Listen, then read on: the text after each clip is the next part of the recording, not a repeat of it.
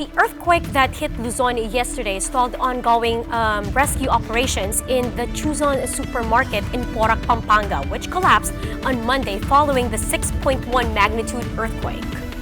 President Duterte has ordered the closure of all 4 Chuzon stores until after an assessment of the building's structural integrity has been completed. Greg Gregorio with the report. Search and rescue operations at the collapsed Chuzon supermarket in Porac, Pampanga have been halted after another earthquake hit parts of Luzon early this morning. Rescuers fled the scene during the tremors that hit magnitude 4.6. Authorities were supposed to conduct rescue operations non-stop for 24 hours. They're racing to find 3 more people feared to have been buried under the rubble. But the quake forced them to take a break in what could be the operation's most critical juncture. Earlier that day, President Rodrigo Duterte and House Speaker Gloria Macapagal-Arroyo visited the supermarket. They also went to the wake of the 5 individuals who died in the incident. After that, Duterte and Arroyo trooped to the provincial capital in San Fernando, Pampanga for a situation briefing at sundown. There, the chief executive praised local authorities for their quick response. I'd like to commend the national guys who were there at the scene, the province itself and the helping hand of the NGOs, pati yung local government units.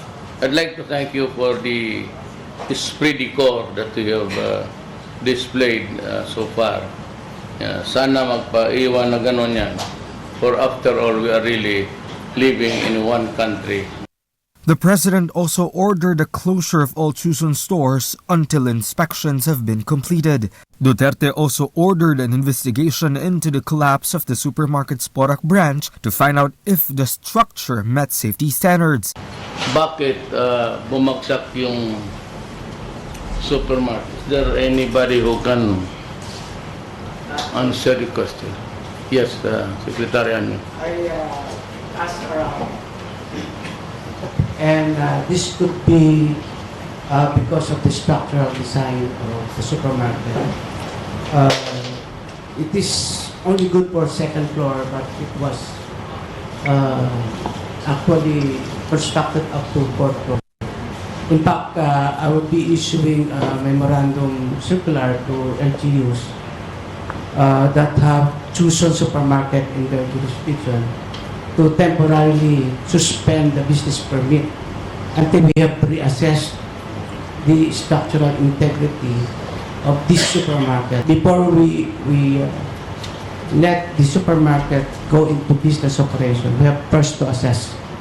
There are about, I believe, 4 other Chuzon supermarket around Pampanga.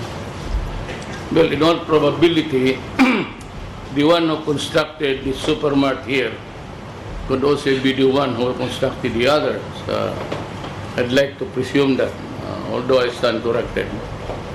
So, it would be good at this time to just give them the advice to stop, cease and desist doing business until such time that the clearance is given by government, whether the city engineer or whoever is competent to review the planning and inquire into what kind of materials, whether they were made or applied in right sizes, or was there any shortcut made. Meanwhile, Governor Lilia Pineda clarified that only the 2nd District of Pampanga will be placed under state of calamity and not the entire province. Kasi dapat mga At least 51% of the entire province nagkaroon ng damage. So yung napag-usapan ng mga lawyer namin, legal counsel, 2nd district lang. Hindi na yung 1st district, 2nd district lang. Kasi walang report kasi yung wala kasing mga report na damages ang mga 3rd, 4th, and 1st district.